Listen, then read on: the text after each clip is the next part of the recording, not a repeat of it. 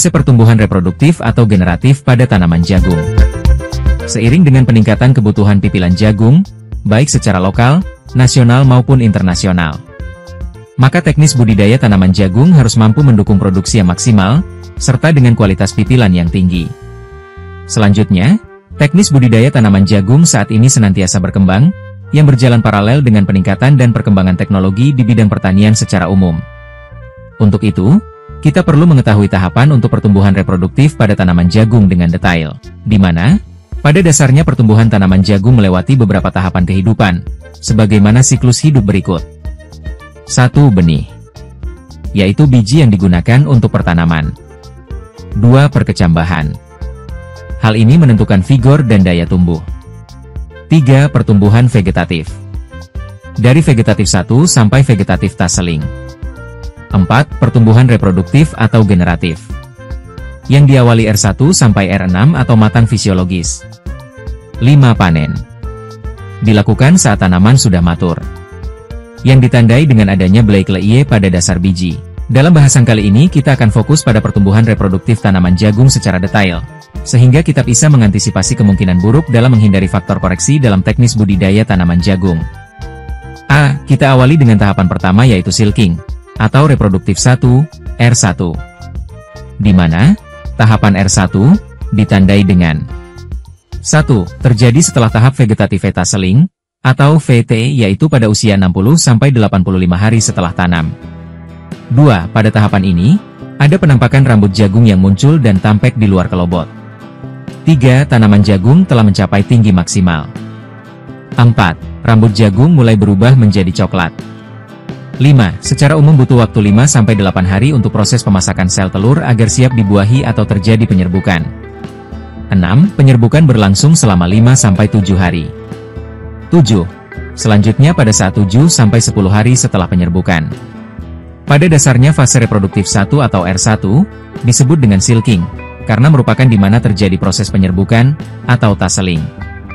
Fase ini termasuk fase kritis. Kondisi ini berlangsung, biasanya 2-3 hari setelah membukanya bunga jantan, di mana setiap rambut jagung atau stigma akan terhubung dengan satu titik jagung, karena pada dasarnya rambut ini adalah kepala putik, dan pembuahan setiap biji berlangsung secara terpisah.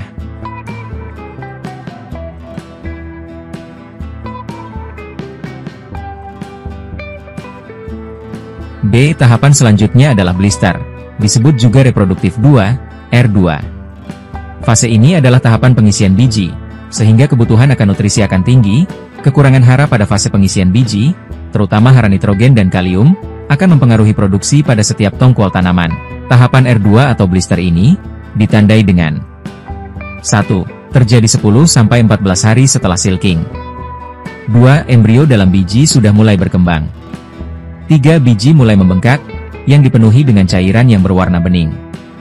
4. Termasuk fase kritis, membutuhkan nutrisi, dan air. C. Selanjutnya adalah tahapan milking, atau disebut juga reproduktif 3, atau R3. Di Eropa tahapan ini sering disebut sebagai roasting IE. Sedangkan di wilayah lainnya, tahapan ini lebih dikenal sebagai tahapan matang susu, sehingga stres terhadap kekeringan sangat berpengaruh. Tahapan milking atau reproduktif 3 ini, ditandai dengan 1. Tahapan ini dimulai 20 hari setelah silking. 2. Biji mulai menguning dan cairan jernih berubah menjadi putih susu. Hal ini karena mulai terbentuknya zat tepung atau pati. 3. Stres pada tahapan ini bisa mengakibatkan biji terhambat dan gagal mencapai titik tongkol. 4. Terhentinya perkembangan biji, sehingga hal ini bisa mempengaruhi hasil. D. Selanjutnya adalah tahapan dog, atau disebut reproduktif 4, atau R4. Tahapan selanjutnya dalam proses pengisian dan pematangan biji, kebutuhan nutrisi dan air cenderung maksimal. Tahapan ini ditandai dengan 1. Terjadi sekitar 26 hari setelah silking. 2. Zat tepung mulai menebal dan menyerupai adonan roti.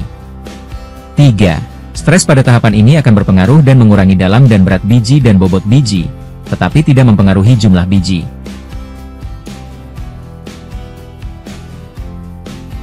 E. Tahapan berikutnya adalah DEN, atau tahapan reproduktif 5, atau R5. Yaitu 1. Terjadi sekitar 35 hari setelah silking. 2. Zat tepung yang terjadi mempunyai bentuk seperti adonan roti yang mulai mengeras dan membentuk garis putih, yang disebut micline. 3. Penambahan nutrisi sudah mulai tidak secara signifikan mempengaruhi bobot biji, karena sudah memasuki tahapan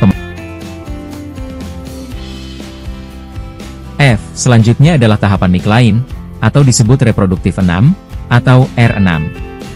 1. Tahapan ini terjadi setelah DEN, yaitu 0% micline, garis putih akan menebal dan terlihat di luar biji. 2. Garis ini memisahkan bagian keras atau pati, dengan yang lunak atau cair pada biji dalam proses pemasakan biji penuh. 3. Garis susu ini akan bergerak ke dasar biji dan pada akhirnya akan membentuk black layer, atau lapisan hitam. G. Selanjutnya tahapan matur, atau dewasa. Yaitu, ketika biji sudah dinyatakan masak fisiologis yang ditandai dengan adanya lapisan hitam atau black layer pada dasar biji.